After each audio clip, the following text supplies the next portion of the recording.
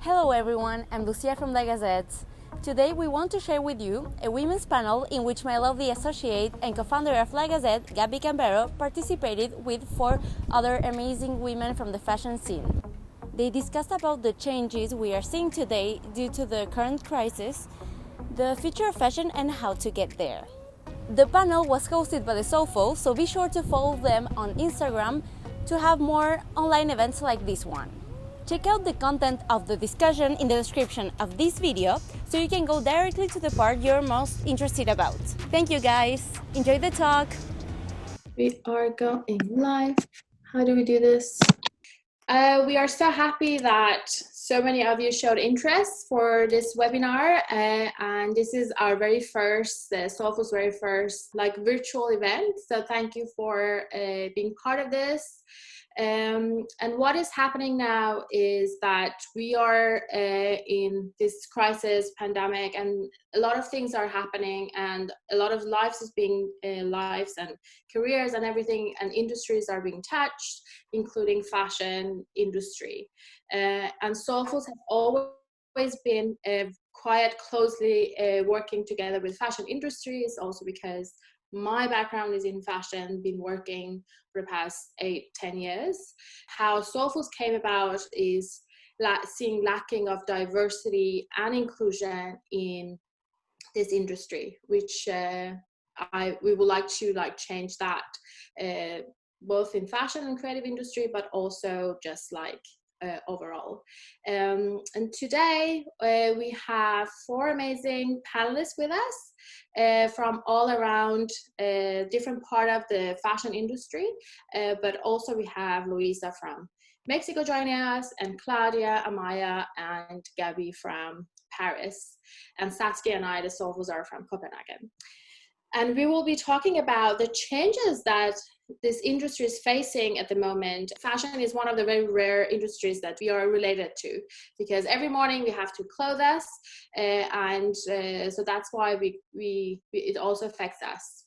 So how is this changing, and how can we make things happen for better changes? But before we start about talking about the changes, let's start with introduction of our speakers. Let's go with Gabby. Hi guys, welcome. Great to have you here.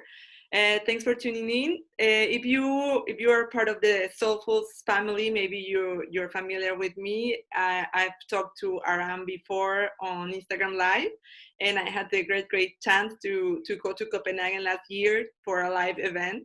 And today I'm very happy and very honored to be a part of this panel, because I know these women, and I respect, admire, and love them.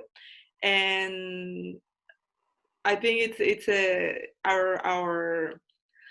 little grain of sand in the right direction. So let's do this. I introduce myself. I'm Gabby. I'm Mexican from a small city called Tepic, but my whole family comes from a small village called Santa Maria del Oro with 3,000 people. And I studied in Guadalajara, international marketing. Then I came to Paris for an exchange, and I fell in love with the city, and I told myself I have to come and live here forever. I went back to Mexico to finish my school. Then I decided I wanted to work in fashion magazines, and for this I had to study. So the best school for that was at London, the London College of Fashion. I did fashion journalism for 2 years, and after that, because of the visa, I had to go back to Mexico. And I had the luck to start working at L'Oficial Mexico, which is a French magazine. And my mind was always like, it's a French magazine, I can somehow get transferred or something. But of course, it didn't work like that.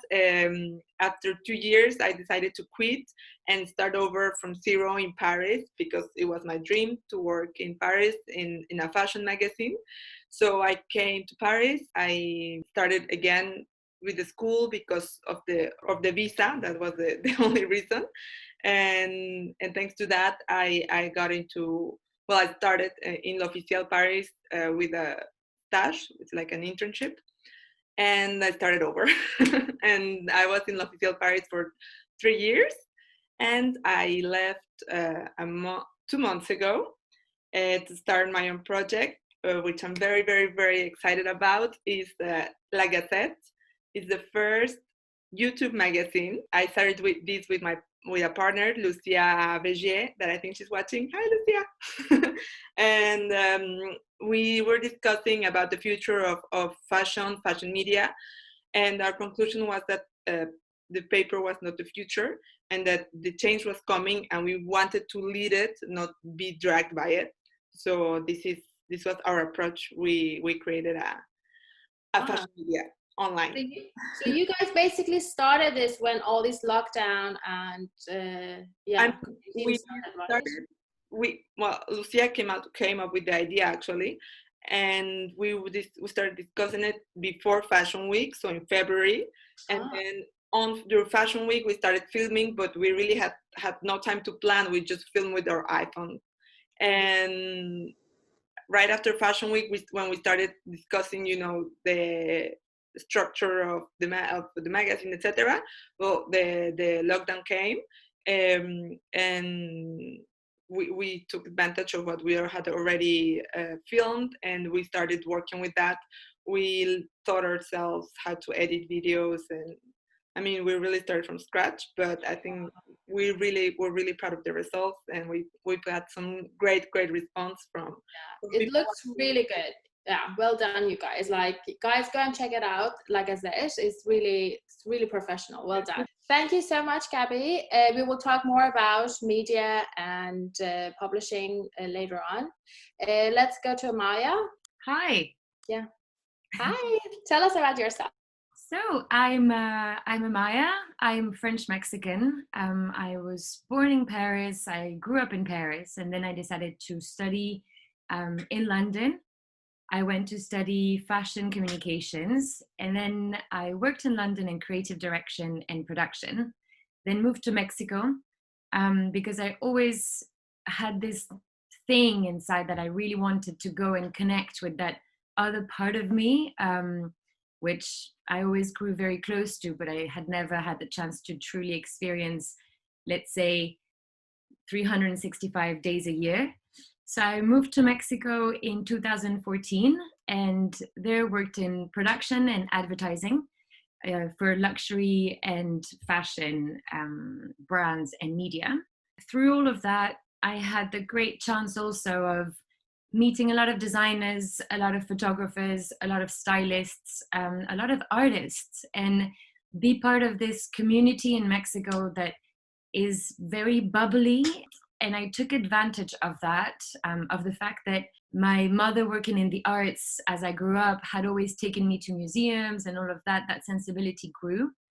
And I founded with a partner at the time, a company called 85 Degrees, which we founded in 2017. So 3 years now.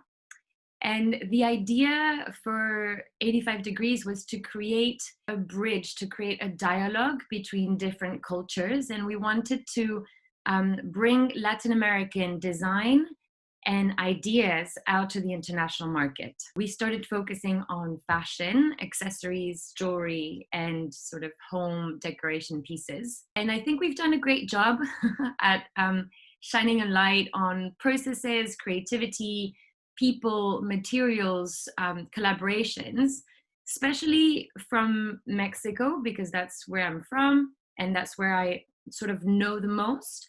But we've had the great chance of exploring Colombia, exploring Peru, recently Chile, in trying to understand better their practices, their traditions, and how the vision of designers in creating a better future and better making and understandings could be applied to an international market. With all of this in mind, I'm now based in Paris. I do travel a lot still for this, and being in lockdown has sort of made us communicate much more with a lot of the brands and a lot of the creatives that we usually work with, and trying to understand what their problems are and being really open really about our own issues too. So that's sort of us, that's what we do. It's so exciting. I love how you said like you're bridging and creating a dialogue. We will dive into it because I think it's really, really important in fashion industry, but also like, you know, thinking about diversity. Completely. Okay, so on that note, we're going to go to Claudia. Yeah, of course. So I'm Claudia. I was born and raised in Barcelona, in Spain. I went to an American school and I did a 4-year degree on business management and technology in a business and engineering school in Barcelona. Let me tell you exactly what it took for me to get into this industry and what it takes right now to continue growing in it. So basically it started, I think, by more the academic side. So I went to this technological school where everyone was doing their final thesis on tech companies. And I knew by that time that I love fashion and I wanted to dig deeper. So I did my final thesis on understanding millennials' consumer purchasing behavior and the challenges that fashion luxury brands had on adapting to the generation. And so this is more the academic side, so I use this opportunity. And then on the other side, I had the chance to study 1 year in Paris on my 3rd year of university. And I know this is going to sound very cliche, but I fell in love with the city, with the vibe, I don't know, with everyone here. And so I knew that after, when I finished university, I wanted to move here and work in fashion. It's important to take into account that I didn't know French, that I didn't have any experience in fashion or luxury. And so it was very challenging, I have to say. I applied for jobs for 3-4 months. I even had like an Excel sheet where I wrote all of the jobs I applied to. I think I had like 40-50 jobs that I didn't have any answer to, like complete rejection. But I didn't want to give up on what I knew by that time was my dream. So after these 4 months, I got a job for a week on Paris Fashion Week as an habilleuse, which is literally working for 12 hours dressing models. So 12 hours for 7 days.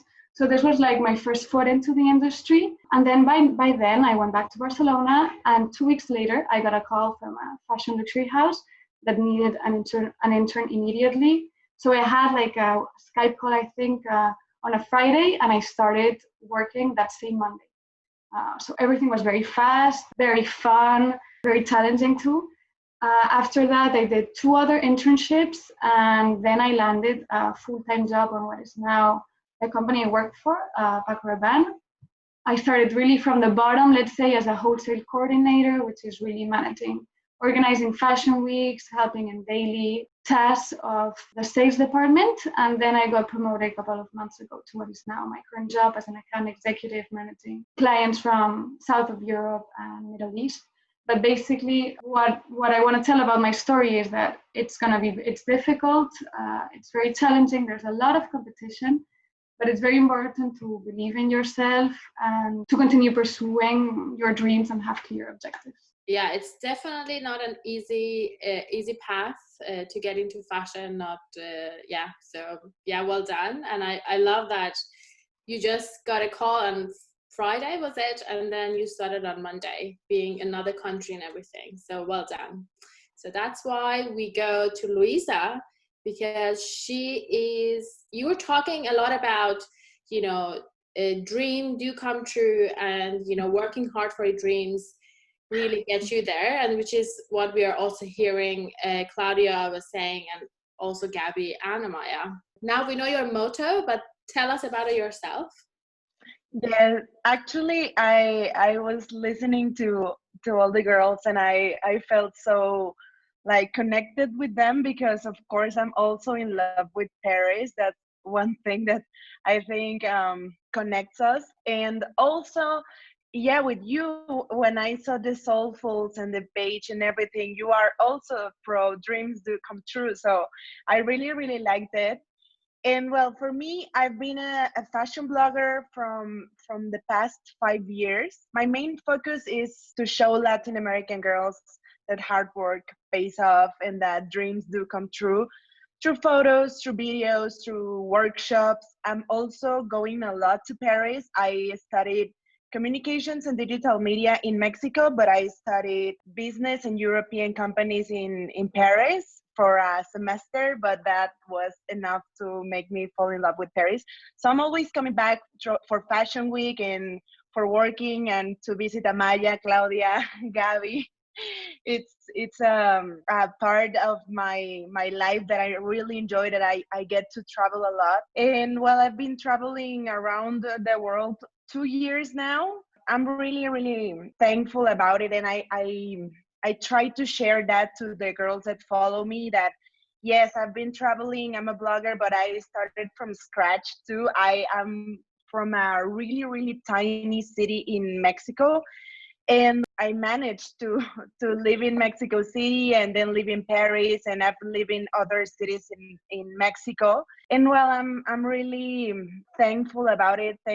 Thankful to you for inviting me here. And my story started that I wanted to model. I went to Paris as an exchange student, but I really, really wanted to model. And through making some jobs in modeling, one of my first ones was to be a fitting model. They just tell me like, stand up, sit down, stand up, no, now walk. And I just really needed to try the samples of the clothing. And that was my first approach to working in fashion in Paris. And then in an event in the Mexican embassy, I met people from Vogue Mexico, and they were talking about bloggers, and they were talking about the new thing that was coming, that was being a blogger. And they were like, oh, you should be a blogger. And I was like, no, thank you, I'm a model. And a friend of mine in Mexico had a food blog, and he told me like, hey, Luisa, would you like to write in my food blog? You will meet really amazing restaurants in Paris, and you could write your experience in the blog. And I was like, okay. So then I started writing in a blog, and people were like, oh, you write really well, you should be a blogger. And I was like, yeah, thank you, but no, I should be a model. And then when I met the Vogue people, they told me, and what do you do here? And I was like, I'm studying, I'm also modeling, and I write for a food blog. Oh, let me see. And I was like, oh yeah, you write really, really well, you should be a blogger. And I was like, oh, here it goes again. And well, then I invited to one of the Vogue Mexico contributors in Paris to have breakfast with me. And I started showing him my modeling photos and some of the things I wrote for my friend's blog. And he was like, you write really well, you should be a blogger. And I was like, yeah, they tell me that, but I don't want to. And he was like, no, really, because you are good at writing, you look nice in photos, and that's the main thing that it takes. And I was like, yeah, we'll think about it. And he told me like, Luisa, I want to write an article about you because you are really young in Paris and you just had a campaign with Coca-Cola. You also are writing in the blog, you're studying. So for me, it's a cute story that I want to tell in Vogue. And I was like, of course, thank you. But for me, it was like I couldn't believe it because I was like a normal girl. For me, like I was just studying. I had just arrived like 3 months ago to Paris, and I was going to be in Vogue. I couldn't believe it. So then he wrote the article, and I always wanted to have Instagram followers. That's a thing I can say. And I asked him if he could put my Instagram in the article, and he was like, no, but if you already have your blog, I can put it in the article. And I was like, oh yeah, I already have it. And that day I made my blog. In the metro rides, I used to write things in my notes in my cell phone and just save it in PDF. I don't know why. So I just copy pasted everything and put some photos in it. And I was like buying the domain and, hey, here's my blog. And they put it on Vogue. So that's what started everything. Actually, the article came out 5 years ago yesterday. So we're celebrating. That's how I started. Wow, that's amazing. And I love like how they were like persisting on you starting a blog and you were like, no, I want to be a model. But you are both now, aren't you? Yeah, well, now I don't do many modeling jobs, but being a blogger is like being a model, but you are your only creative director, you know? You are the one that knows how to do your posts, how to edit your pictures and how you want it to look. So I think I really like being a blogger, and now I'm thankful that people told me that, because maybe I couldn't see in that time what they could see in me. Yeah. And now I'm thankful because I think I have a voice and many models don't have a voice. Like maybe you need to be super, super famous to have a voice, or even people to remember your name. And being a blogger, you can speak about the topics you are really interested in. And here we have an example of that. And I also, I remember like when the presence of bloggers in fashion industry was like a threat to a lot of publishing, a lot of brands. They didn't know what to do with it. Obviously, brands got on board much quicker than, media could ever wanted, because they were just like, oh yeah, it's free, like it's much cheaper advertising. But now that's also changing. I think also like adopting change sometimes is really interesting, because it opens up new opportunities, like, the blogger industry, or how to say, like the trend, as you said, Luisa, also giving voice to those who, maybe usually you see them just on the cover, or you don't hear their voice. Speaking of change, now let's go to our questions.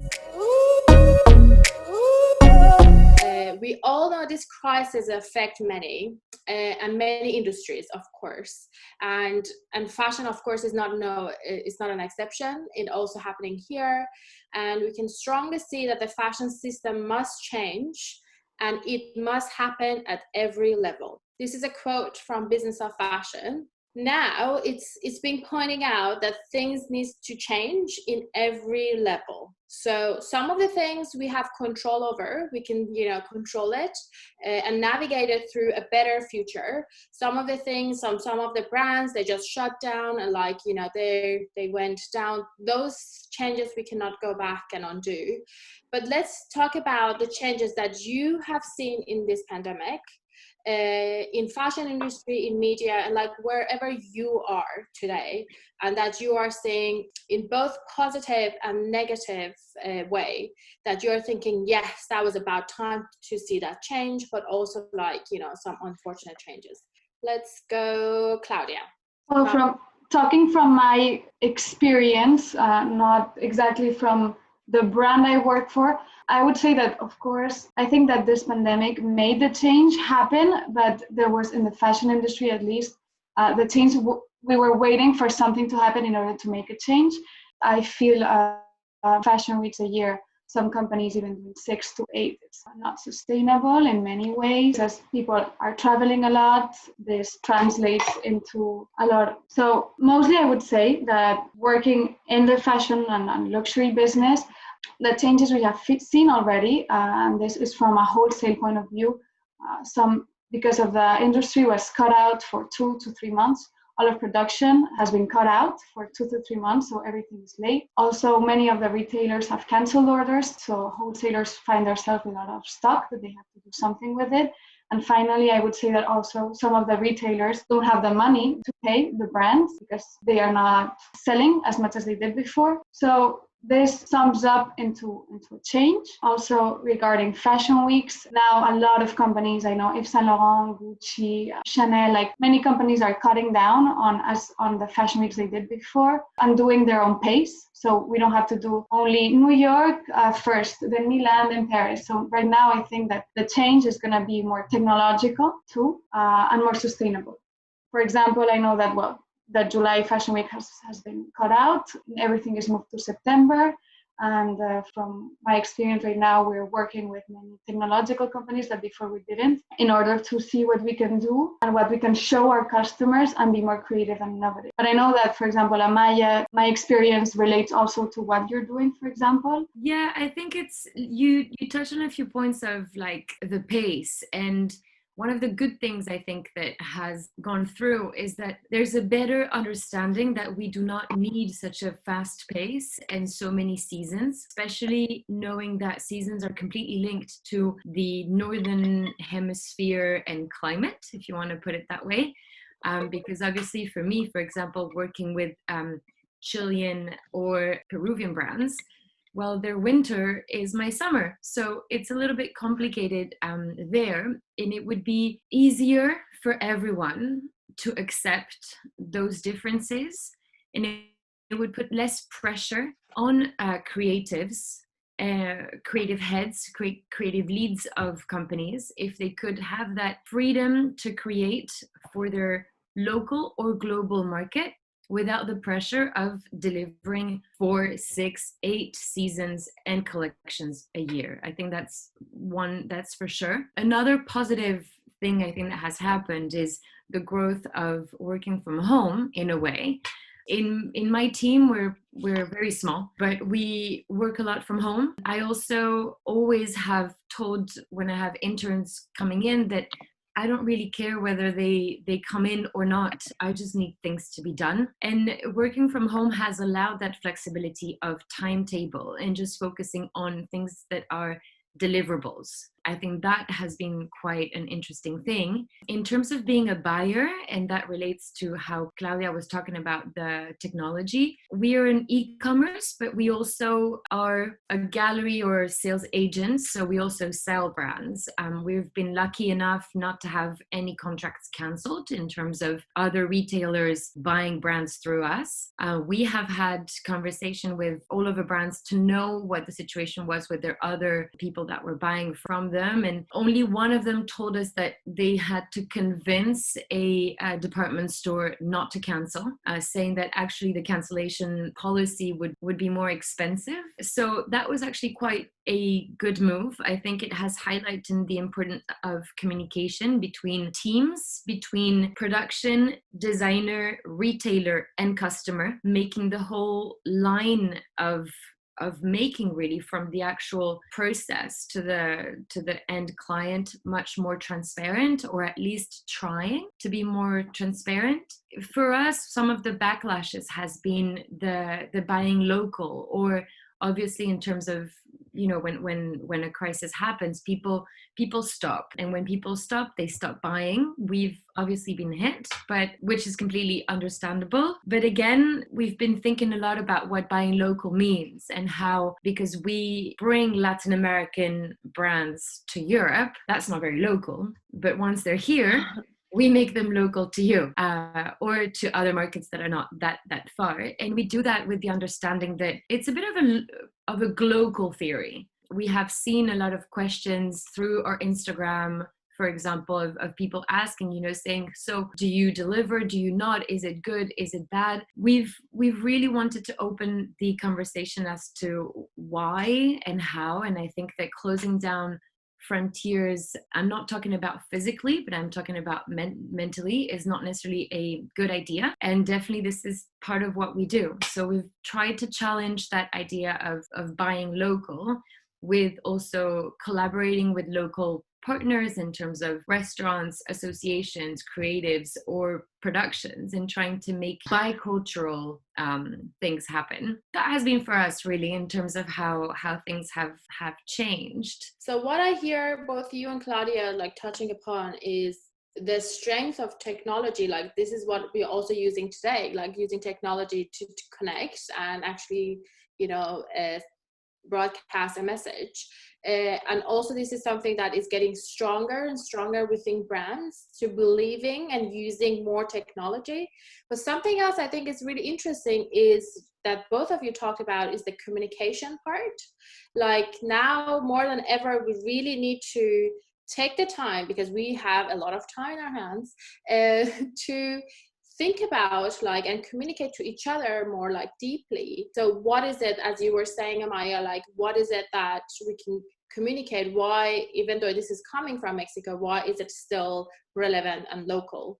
And putting effort in, like, that kind of part of the communication of your business to your consumers, and also like talking with the brands that you're collaborating with. So I think it's really interesting that technology and communication is growing really strong in this time, which is really good. Speaking of communication, we're gonna go to the communication woman. Gabby, tell us, because that's what you do every day.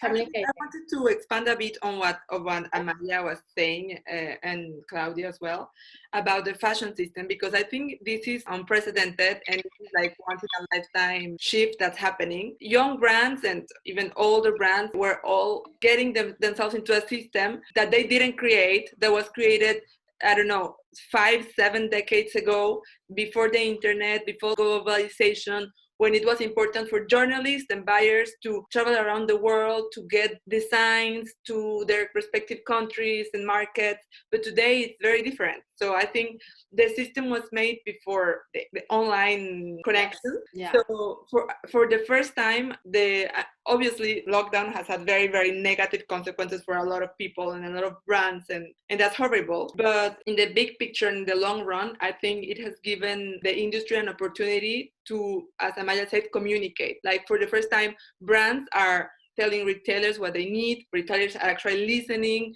For the first time, consumers, like brands don't know how consumers were going to react. So they were like listening, what do you want from us? And they were giving them that, and, up the chain. And it was not just we go into the system and we do it like this because this is how it works. They were actually questioning the system. And I think this will, for the first time, make a shift into an outdated system. Yeah. As a journalist, I think it's necessary.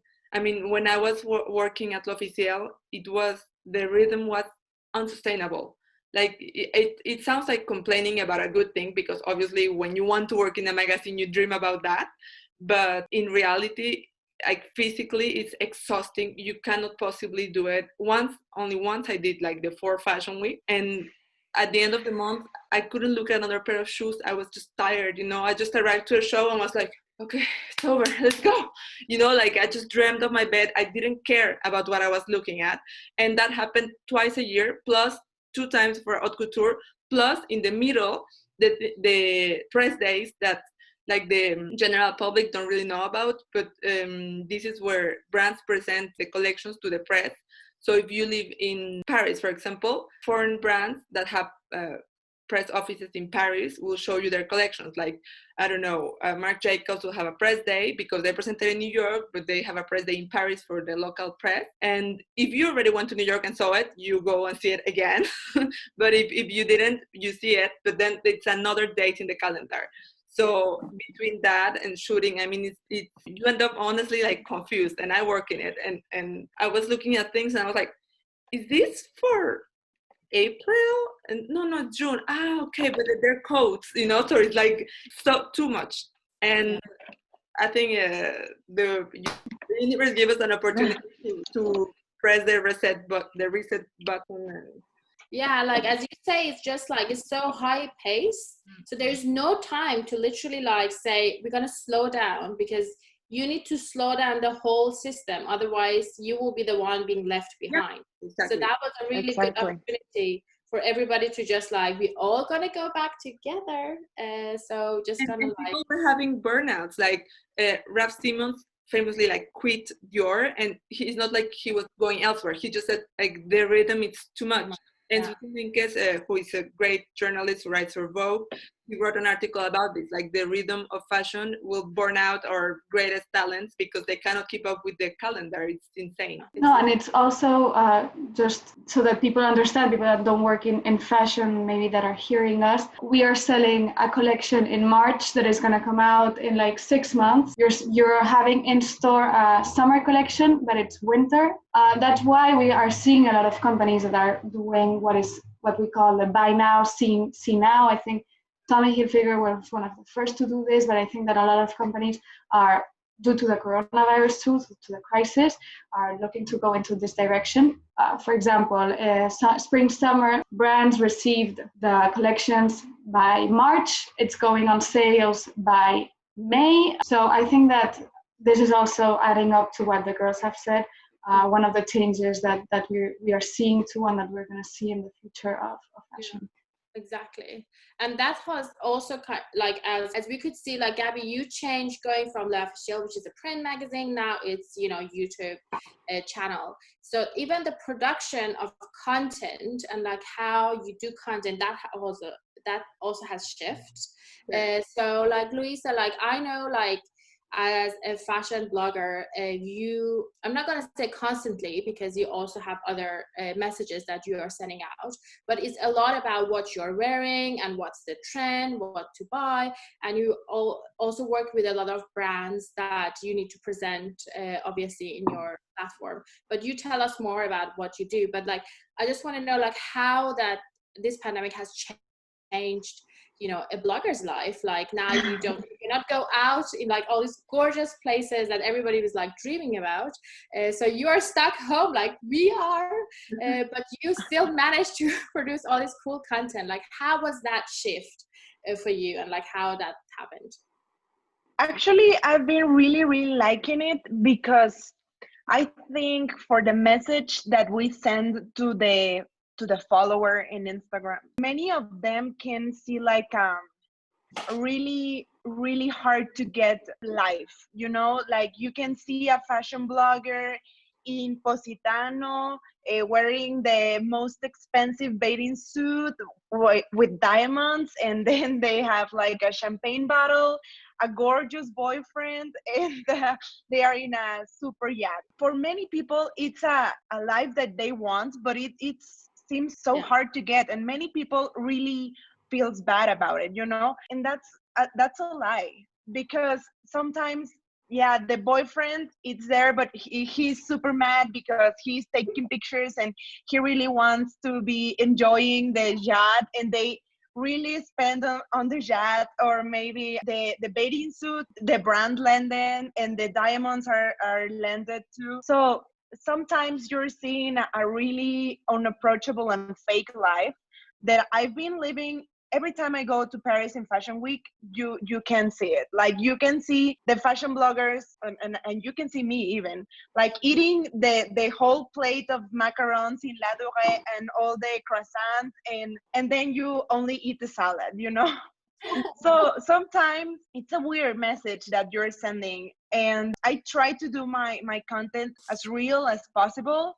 Of course, you use some things to make it a little unapproachable so you can make people dream. But now you can do really, really real content. You can show your life, you can show your pajamas, you can show how you're tired of cleaning, you can show how you are changing your home around, and you can show that real part of you that's been missing for your blog life, like forever, you know?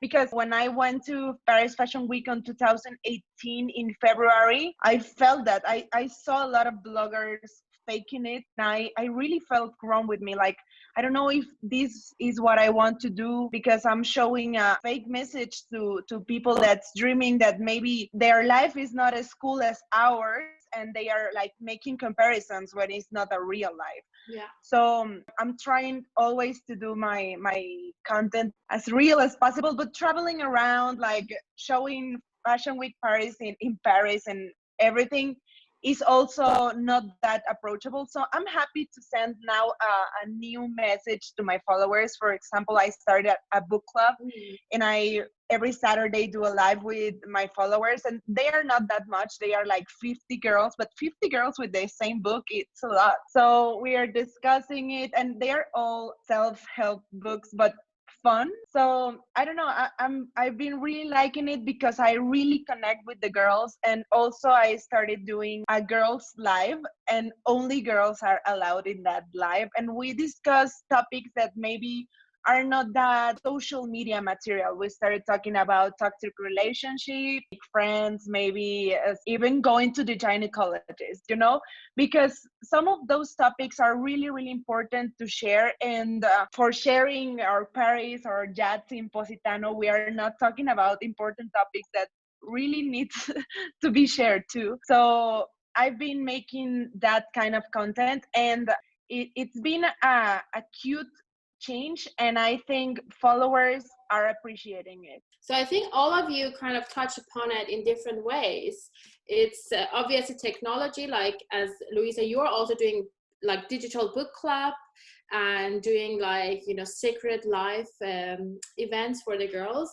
So like using technology more and being transparent to just really opens up new opportunities like that. You can, Luisa, actually can connect with your audience, your followers even more, and they can mutually also feel, okay, like they are part of Luisa's life I can relate to, and there are others that, you know, but still, like a lot of us follow these, you know, influencers and bloggers just for the sake of like being inspired and be like dreaming, like daydreaming, well, while looking at their beautiful feed. And so I think it's still nice that keep that in your brand, but still having that transparency. And that's what I also want to see more from luxury brands, which they are also doing more to like, and then like talk about, like, let's talk about who is making these clothes and like why it has the pricing that it has, and like, you know, just go and talk about it, because that can also be an opportunity to maybe talk about fast fashion and like how they are getting that prices.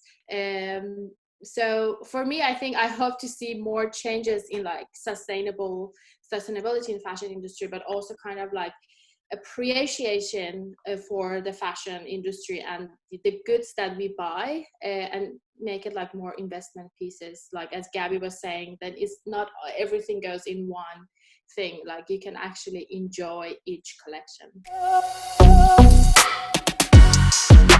Okay, so now this can be like a bullet point kind of answer. So what changes do you wish to see in your field? You can maybe have seen it that is happening, but you want it to stick around, or even like you haven't seen it, but you want it to be in the future of fashion. Amaya, you want to go? Sure. So as I said, for me, and I'm going to do bullet points, for me it's seasonality, that for sure, and pace. Openness of communication, and that embraces themes of diversity, of representation, of understanding, of transparency, all of that. And I think one thing that I'd like to add would be something about consistency, where customers are rewarding companies that behave the way that they think they should, or that share values. I wish that they would keep that going much more, because it's their part of change. Every action that they take does matter. So those are my 3 points. Putting your money where your mouth is. Exactly. Put your money where your mouth is. Thank you, Gabby. See, she's a communicator. But it's exactly that. And either for customers and also for brands, like being consistent. Claudia? So for me, I would say there's 2 points. Of course, we've talked about all of this already, but I would say that sustainability is very important, because the fashion industry at the moment, it's starting to become more sustainable, but I think there's a very long way to it. Sustainability in many ways, and how the collections are made, where they're made, people traveling. It's also a lot of contamination, a lot of food waste during Fashion Week. So sustainability englobes a very big topic. And then going back to what Amaya said, I think diversity is also a very important topic that I think we're going to discuss a bit later on. But that diversity in all of its sense, so women in fashion, that diversity, and also like that gender gap that's in fashion, diversity on expanding more on, for example, the 4 cities that we do the Fashion Week on, expanding on new potential cities that we could focus. So yeah, basically sustainability and diversity. Gabby?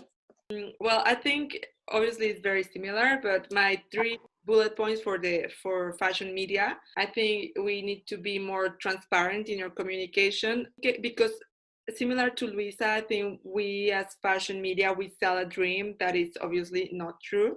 And sometimes just little things that like a backstage photo, you know, or sharing the reality of things, it really changes a lot, and it shows that it's a dream, it's a beautiful dream. And it's like, you know, I don't know, if you go to Broadway, you don't think that the actress is really a princess, you know it's fake. So it's nice that you see something beautiful, but also that it's not real. So number one is transparency, and also communicate on transparency from the brands, on their how well they do on sustainability, social issues, etc. Number two is diversity as well, in representation, in obviously inside the companies, and in what we communicate, especially the diversity, sizes and colors and everything. This has been a big issue with fashion, obviously, in the past, and I think it's moving in the right direction, and we have to give it an extra push. And finally, very, very important, and I don't think it's talked about enough in the creative industry, it's money. I mean, people don't pay their creatives, and for me that's insane, and that has to change. And I think it's one of the next big revolutions that need to happen. All of the freelancers that do the work, that it's a pretty work. We love making pictures and writing articles, but it's work, it's our job. And if you want to post it in your, I don't know, website, or in your magazine or whatever, you need to pay the people who are doing it. And I think that's a big change that needs to happen. Luisa? For me, the first one is creativity, because I think with the pandemic, we've been more creative about the photos we take. Magazines are being super creative about their Zooms or FaceTime shootings, or maybe drone pictures. For example, Elle magazine in Mexico did a drone cover, and it was awesome. So it's amazing to see more of high fashion pictures. Like, we love them, but it's nice to see something different. And I think with this pandemic, we have learned that there are many ways of doing things we used to do before different. So I think creativity is one thing that I think needs to be changing. There are many things, new things that the pandemic is bringing to us that I'm really liking, and I think people are liking too. Also caring. I think right now all the apps, all the brands are driven to help, and I'm really liking it. For example, in Mexico, Uber Eats, every time you ask for an Uber Eats, they gave you the option to give something to help the restaurant survive in the pandemic. So I think it's amazing, because you are helping things that you really like. For example, a restaurant you adore, you don't want it to die in this pandemic, you really can support it in a easy way, like clicking on it. Yeah. So I think this pandemic brought us a lot of ways to help, and showing ways that we care. And I don't want this to end, I don't want this to end after this pandemic. I want it to, that we can still support the things that are important to us, or that we want to survive, and maybe give a little of us for them, because they made us happy. Yeah. And also the thing that has been already talked, transparency. I'm really liking this transparency in everybody. You can see the editor of Vogue sharing her pajama pictures on Instagram stories, and you can see all the bloggers cleaning their houses, and I'm loving it. I think it's more approachable. We see that we are all humans, and we suffer from the same thing sometimes. Yeah, and what I love that you talked about this, the caring, the solidarity, but also like the human part. And I think like what has shown in like the future will show, but like I think what it has also been really highlighted is having those soft skills as a leader, because now there are a lot of people, like, I don't know if you've probably seen it, the article going around of 6-7 countries that are doing really, really well in this pandemic are the countries that have women on top, which also shows diversity is really good. But also like not sometimes, but like soft skills should be celebrated as well.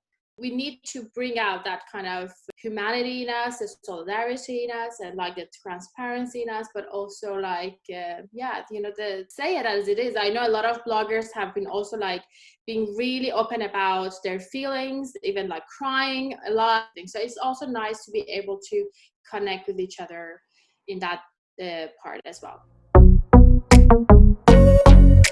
Okay, so we're just gonna go one. Okay, so now look inside your goal. Like, what has you changed in you? Like, you look at yourself and it's like, wow, that has shifted. So the human part, the humanity part, or like the personal goal of you, can you just, one thing that is on top of your list, what is it that personally has changed for you? One thing that has changed for me with this pandemic has been taking a little bit of time to focus on me and on the reasons why I do what I do and why I love doing what I do, as a creative director, as a producer, and how that led me to create my company today and think about that impact. I mean, I haven't got the answers yet. It's something that's ongoing, but I think that what has changed for me, what it has made me think is on why I do what I do and how I want my company to be part of the life that I want to do and the impact I want to have. Yes. Claudia? Well, I go right into what Amaya just said. I feel that now we have more time to think about ourselves, about what we do. And so I would say there's two sides. So from my more professional side, what I've learned and what I'm trying to change is to communicate more. Even that in the office, you pass people very fast. Like now you can do a Zoom call and talk to people more. People have more time to discuss. And I think this has been very positive, and this is something that I will take upon and I will continue to use. And then on a more personal side, I think I didn't have time to do things for myself. So for example, I've been enrolling to online courses to discover more. For example, I did a course on negotiation. I know that Gabi loves astrophysics, for example. So diving deep into my hobbies. And finally, also, I did kind of a brainstorming on where I see myself in 5 years, what action can I do from now for the following months to come and the following years to come. Don't stay on your comfort zone and continue growing. I use the time that I didn't use before to grow. Luisa?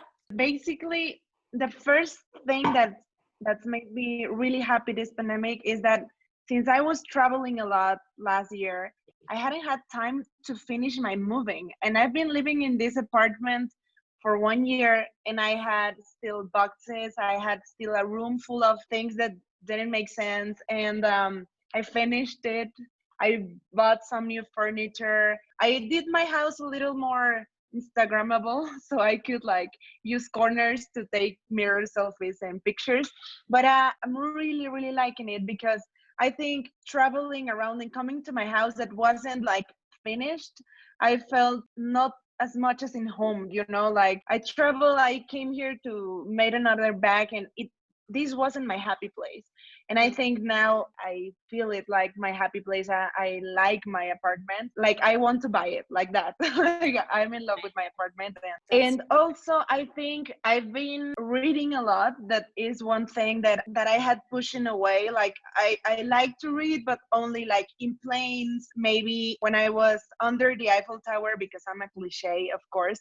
But in Mexico, I had no time to read for me. Right now I'm reading a lot every day. I'm really glad about it because I'm discovering things, and all the books that I'm reading really make sense to what I'm living right now. I don't know, I find it like a calling from the universe. And also learning a lot, like Claudia, I started masterclass, I started studying more French. It's been a good time. I think I'm growing as a person, and I'm really liking the person that I'm becoming right now. That's really positive, really good. Gabi?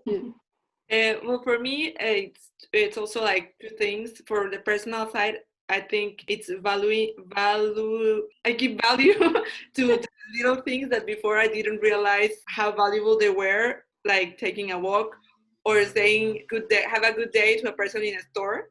Because I remember that was the first interaction I had with another person after lockdown. I just said to someone have a good day, thank you too. And I realized how excited I was about that. So just taking a minute to appreciate little things like that, I think it's very, very nice. I hope I can keep it up after. And on a deeper level, I'm very proud that I was kind of pushed into it by the situation, but I'm very grateful that I get to face my fear of starting my own project, because I think I've always wanted to do something like that, but I've never had the courage to do it. And I've always liked the protection of being inside of a company and being backed by a company, and going out on your own and starting from scratch. That's really scary, and I'm very proud of myself that I did that during this quarantine. And grateful to Lucía, because she's my partner, and we think we're going through this together, and that's really nice. I think it's I'm sure we are all proud of you. yeah, I was going to say, it's not an easy thing to do. And family and my boyfriend, I've had nothing but support. So I've honestly, for me, the lockdown has been like an amazing time. I'm just super grateful. It's really good what you guys did in like such a short amount of time. So well done. And I think it's a really nice to hear you guys like talking about like your impact, being like educating yourself in this time, but also like finishing some unfinished businesses, like unpacking and making your where you live more homey. And also like what Gabby was saying, thinking about, okay, maybe I have nothing to lose, so maybe just start, let's do this, and see what it takes us. And again, these are the things I think it requires, is part of the things we need in making a change happen as well. We need to feel grounded, that we feel like, okay, this is, I'm in my confidence zone, but I'm just, from where I am, I'm just going to push myself in another area and like, make some new things happen. And what a word that we use a lot in Soulfuls is home, and like making sure that not just women, but like everyone, like I think if we feel at home,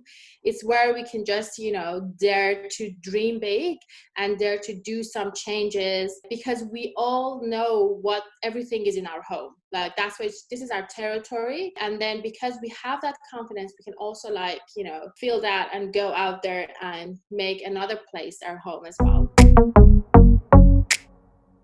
We talk a lot about chasing your dream, and a lot of women are dreaming to be able to have the same opportunity as their male colleagues. We've talked internally a lot about this. We know a lot of data and a lot of researchers coming out showing us that a lot of women and men going to the job entry level is almost the same, but when it gets to promotion, when it gets to money, which Gabby was talking about, then things get uneven. All of a sudden, the rates for women are much lower than the rate for salary, that is for men, and they get promoted more than women do. And like me being in fashion industry, like looking at all these brands, they're just like selling into women wardrobe, the woman's dream, and like what they should wear, and what the consumers are women, but why it's led by mainly men. That was one thing. And the other thing was, my main background is in publishing, and especially in Denmark, especially in Nordic countries, you don't see a lot of diversity even in covers of the magazines or runway, and that goes back in 8-10 years ago. Now it has changed. Now we are much more diverse in how we show who wear the clothes. They can be all from plus size to be any skin color and everything, but who is making the decisions? That's still an issue. So we have two facts to share, and then I will open up for you guys to come with your input. So we have studies from McKinsey and company in 2015 and 18 found that organizations with a high level of racial and ethnic diversity in their senior management ranks 30 to 35% more likely to be high performing. So it means if you actually adopt the diversity inclusion, you will perform more. But it's very uneven, because then you can see less than 50% of well-known women's wear brands are designed by women. So that's like less than 50%. And only 14% of major brands have a female executive in charge. And that's again a McKinsey report. Yes, so how can we change that? How, from where you are standing, how can we change that? That we don't just show diversity, that I also, I don't have the quote here, but like it was a report from last year, 2019, where Condé Nast US actually shows that diversity is visible, but only when we talk about the cover of magazine, runways, and in advertising. But when we're talking about decision-making parts, that's where we don't have a lot of women representation, racial representation, ethnicity representation, and plus sizes, or going on and on about what diversity inclusion is about. So we need to change that. That's why Soulfuls started to open up this conversation, and I would love to see that as part of the change that is happening in this time. So from where you're standing, when you're looking at fashion industry, how can we change that, and how do you feel about it? Gabby, you want to go? Well, yeah, sure. How to change that? I don't have the answer, but I agree. I think for me, it's unbelievable that the fashion industry, which is such a female industry, you would think, because it's mainly women's wear that gets all the attention, and where most of the money is spent, and how it's not only directed by men, but the creative direction is men. I mean, if you think about the great brands, all of the designers are men, and obviously, I mean, we love them and we love their talent, but it's funny to think how brands change when you put a female creative direction, how all of a sudden the clothes become wearable, because obviously a woman does not decorate a woman. A woman knows what she needs and she gives it to the other women. So I think we need to celebrate more of that, to pay more attention to that, and to shine the spotlight on brands who are led by women. I think if we give it attention, women designers, young designers will ask themselves, that's true, why will I not be leading a top brand? So I will go for it, And obviously there are all the social structural problems in inequality with men and women, with the problems with women and motherhood advancing, how that makes it difficult to advance it within a company. That has to be addressed in general society, but in particular in fashion, I think we need to shine a line upon that. Yes, I would like to add on a theme that Gabby just touched, because I was talking about it earlier, actually, and I think that a lot of it sometimes comes from in the fashion industry, in our companies, also from an educational background. I went to fashion school. I don't regret it. I enjoyed it very much, but I think there's a lack of understanding of what a commercial, like a real commercial life is in terms of companies. There's very little business understanding. Obviously, there are women that have the business background, but I'm saying that for a lot of people that want to study or want to work in the fashion industry, there's a lack of education of business. And in a way, when you work in a brand, I'm not saying media, but when you work in a brand, you have to sell. So yes, there's the creativity, and that's one thing, and it's two things. You'd have numbers and creativity. And for the creativity, art, think, read, look at films, all of that is part of your education. But when it comes to business and to the numbers, I do think that at least a lot of women, I mean, in my university, we were mainly women. In my class, there were 3 men, and they all went into the fashion industry later. So I think that's one subject that I think women don't necessarily, or also men don't necessarily get. And that's what I wanted to touch upon, because the direction of the company is given by those two sides. And I think that's something that we could also improve on. Then you will expect, if let's say 10% of the creative class that you had was male, and then 90% were women. But still, when you look at people in creative part of the industry, like creative executives, all even designers and all these things, still we are less than 50. So even though a lot of women is still are in creative educations, they have been educating themselves, but still when you think about it, and you just see the numbers, that even in the creative part of the fashion industry, we are not represented as much as men. But I think it's something within us. Maybe we just don't believe in ourselves enough to be able to see, okay, I demand this, I want to be there. I don't know. Or maybe it can also be that we just have been used to having some roles being taken by men, and just the rest is, if there is an internship, we will apply for it. But if it's a leadership position, maybe we don't apply for it because it's usually a man will take it. I don't know. It's just like a lot of these things, a lot of these discussions is out there, Claudia. That I think we should just raise it. And like what Gabby was saying, money, pay them money, because I think a lot of women are very polite enough to don't ask about money. And that can also be part of not being maybe as business savvy as some male colleague that can be. But yeah, so just like, let's just lift some ideas. We don't have the solutions, but we can just talk about it. We can just open, you know, the discussion. So this is what it's about. So it's not about wrong or right. It's just like, let's see like that's how change happens, right? When we just talk about it. Well, yeah, just adding up on what all of you have said, I think that one of the primary sources of this inequality is that there's not a lot of awareness, because when you look at a fashion industry, 80% of the workforce is women. So I think that this masks a bit the reality, because if you look at it from the outside, you're like, no, but 80% are women.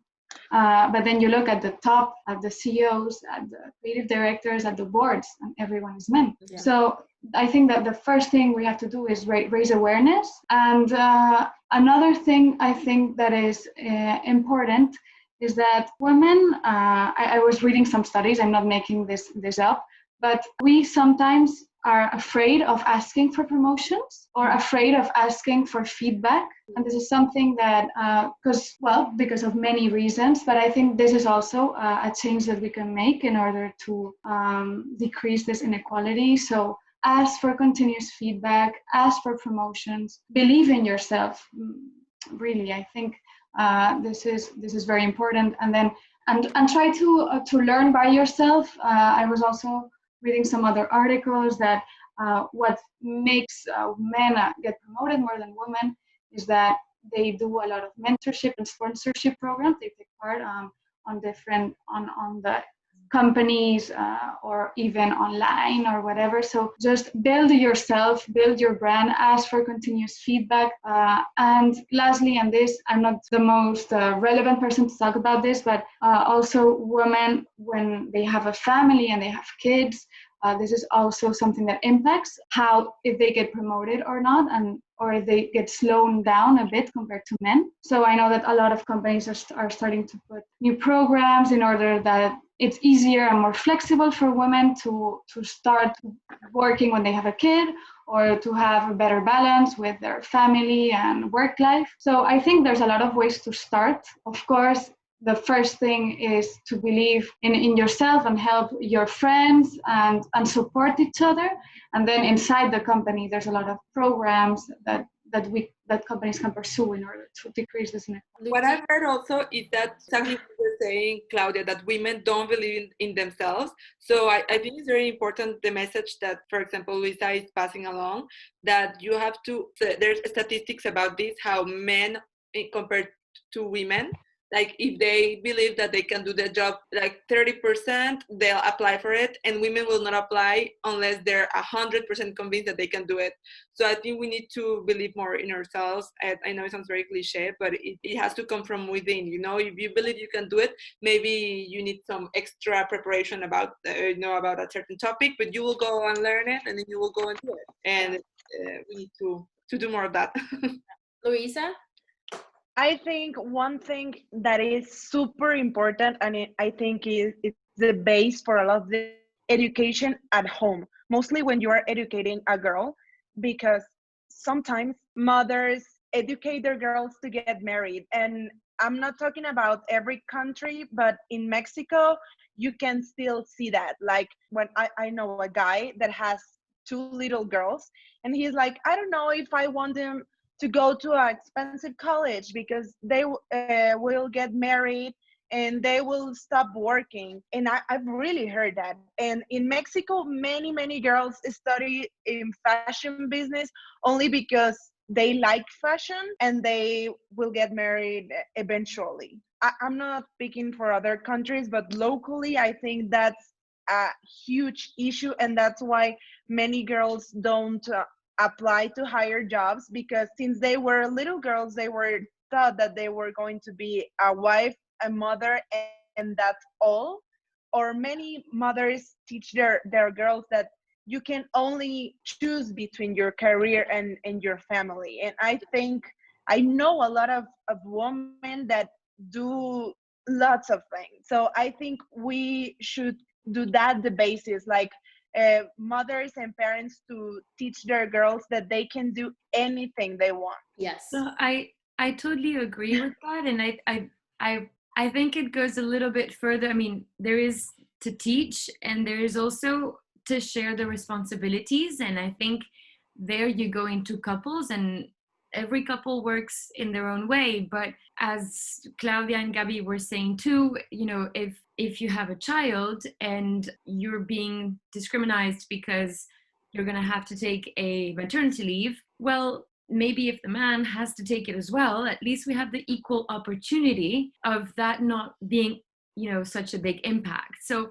in that way, that it doesn't give a full-on solution, because obviously reactions to motherhood is different with every couple and every woman and also every man. But even little measures like that could make a very big difference in terms of sharing responsibilities, and that it's an equal opportunity to parenthood, and therefore to mothers going up, and then to that baby girl that was born, to understand that she can go further. Also, I think, as you were saying, as couples, they should teach with the example, you know, like maybe being a team, you know, like the little girl growing up seeing a working mom, a working dad, how they split the bills and how they pay everything as a team, and how do they make a home as a team. So that little girl grow up thinking that it's the same to be the father of the mother. In Mexico, many girls grow up seeing that as a working figure, and mom as the one that drives her to the school and cooks the dinner. So that's what in subconscious they think they are growing up to be.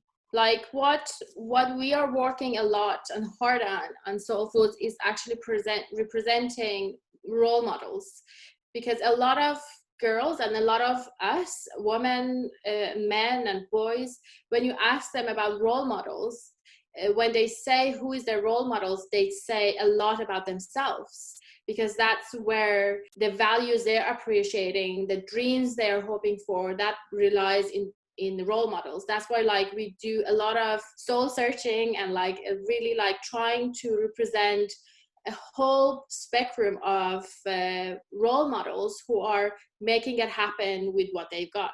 So it's either like you're a woman of color, or your age, you're very young, or you're very actually senior, or you are a mom with the 2 kids, like, and showing that it's possible, you can do it. It just needs you need to be persistent, something that Amaya really touch upon, and like be open about what are your dreams, and set your goals, and like, okay, so if I didn't have kids, maybe I could have reached this within 3 years, but now with 2 kids, maybe I can reach it in 5 years. But it's not impossible. It's just like maybe you just need to adjust your reality. And something else I want to add, it's about educating our girls. I have 2 boys, and I think we need to educate our boys to give room to the girls to feel they are as good as they are.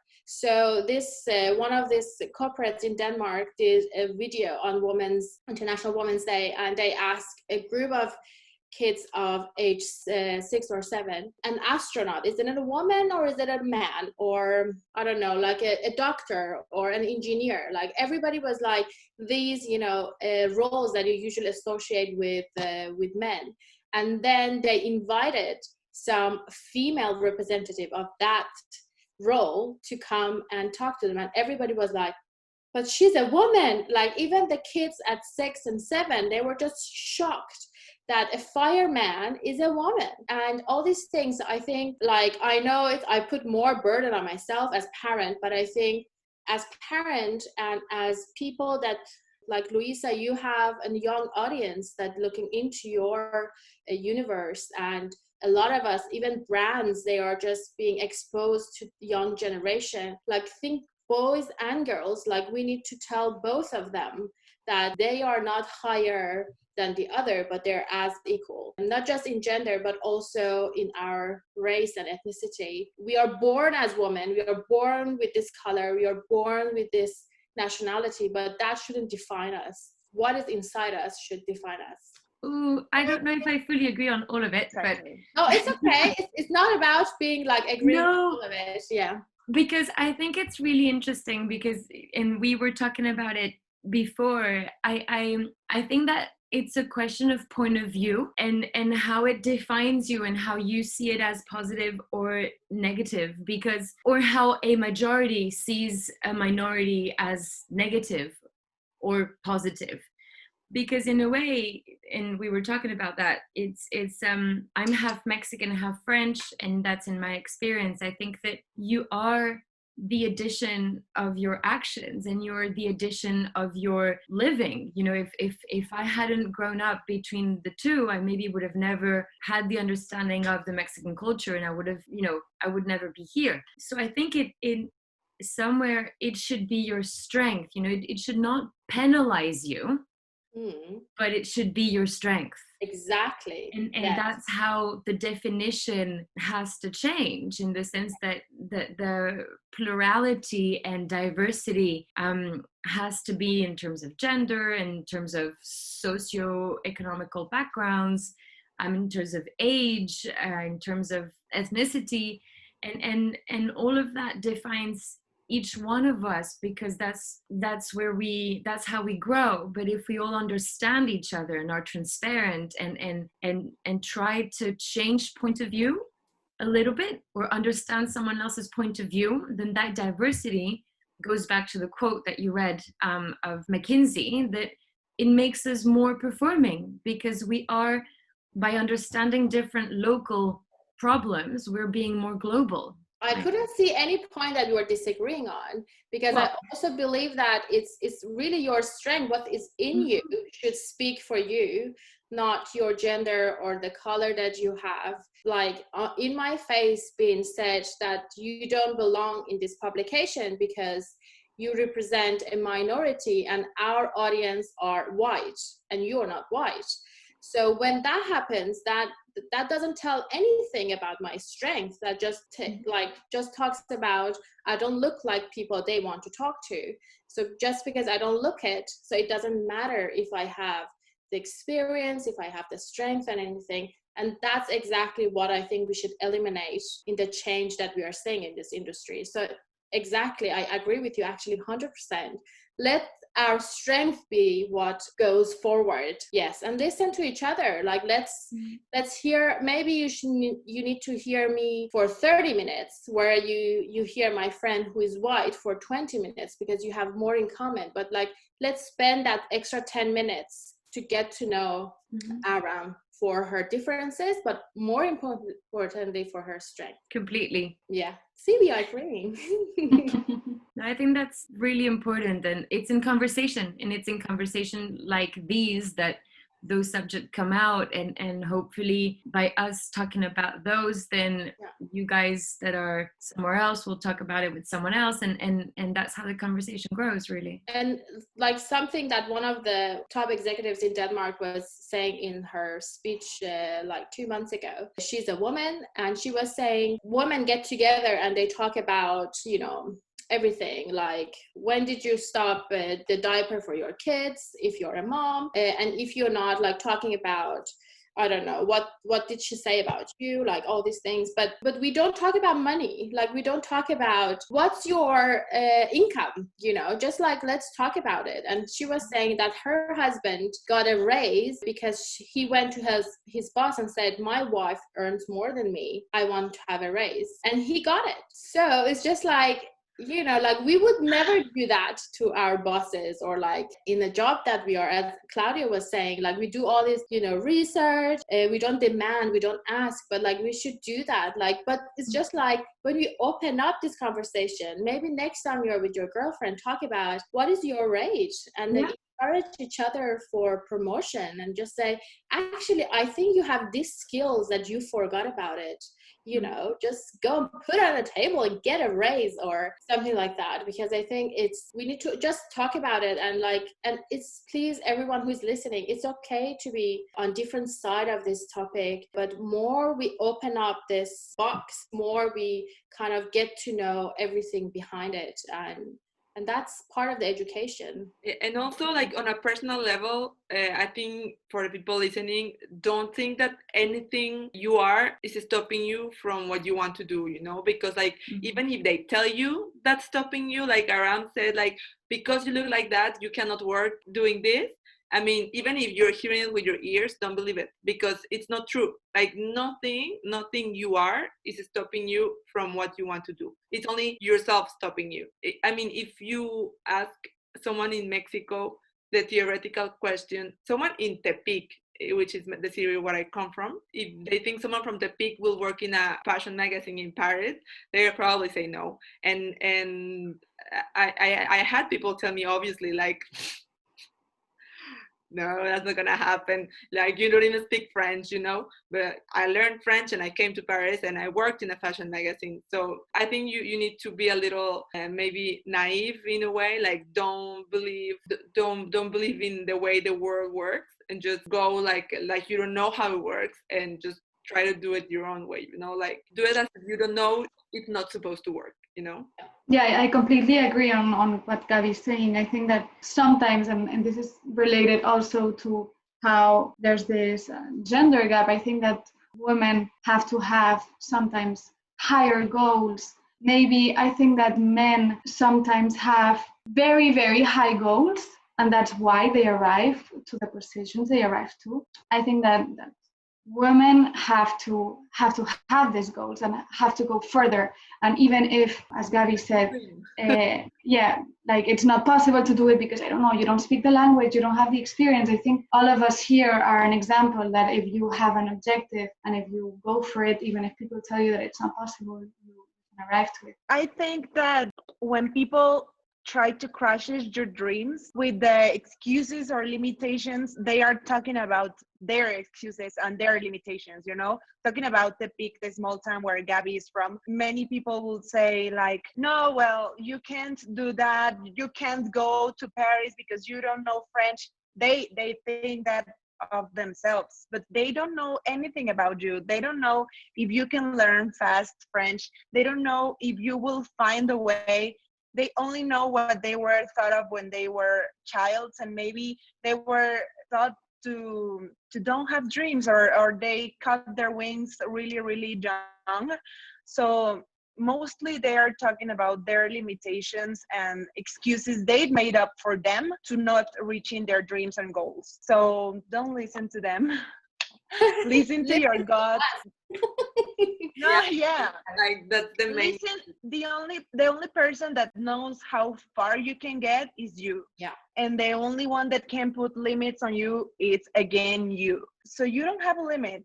I'm sure of it. You can make sure of your limits too, that they don't exist. Well said. And also, I think, I mean, going back to talking about women, don't be afraid as a woman to reach out to other women. I think there's this misconception that women want to pull each other down, but I think it's the opposite, especially nowadays. Women contact me frequently on Instagram to ask me career questions, and I always reply because I think I'm happy. I mean, I'm excited. I think we have to pull each other up, you know? So always, if there's someone you admire or like a direction you want to go to, find people find women in that direction and contact them, talk to them, and ask them like, what should I do next? Or what do you think about this? You know, you'll be amazed. I mean, people in general, people love helping other people. Yeah, I think we are past that era when we were like fighting to get that one seat in that company. And then I see more and more we realize that the only way we can get more seats for more women to be represented at that company is to actually unite and help each other to get there. Make more Exactly. Yeah, make more seats, exactly. And also a lot of things that we are talking about is, like uniting more women to help each other, to show them the way. Like maybe someone is 3 steps ahead of you and she knows how to get, where are the hidden doors, where are the the windows that you can learn a lot. So I think it's really important to reach out for mentors and reach out to people that you can learn from. And something else is, I think Clara, you were saying that men aim really high, and it's also because they talk about it. So when they get together, they keep talking about what is it that they want to be, and then guess what, if their friends or their peers, it's somewhere that it's close to the goal they heard like their friend was talking about, they connect these two, and then they're just like, oh, I know actually someone who wants to do this and can do this. So this is also really good topic of conversation, that when you're together, talk about your dreams, be more specific as possible. Like for example, Amaya can say, I would love to know some brands from this, because immediately as soon as I hear brands from that country, I will connect it to Amaya.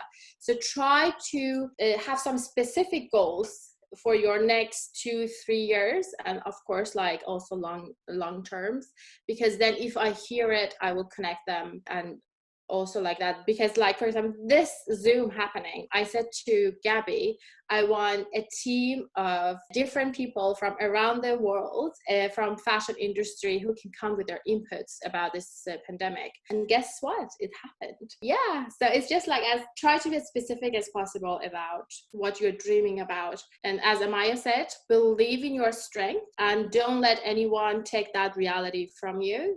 That's what everybody has touched it, but I think it's amazing to hear you guys saying this, and I hope everybody is taking notes because they're like golden. Thank you so much. Thank you so much for inviting us.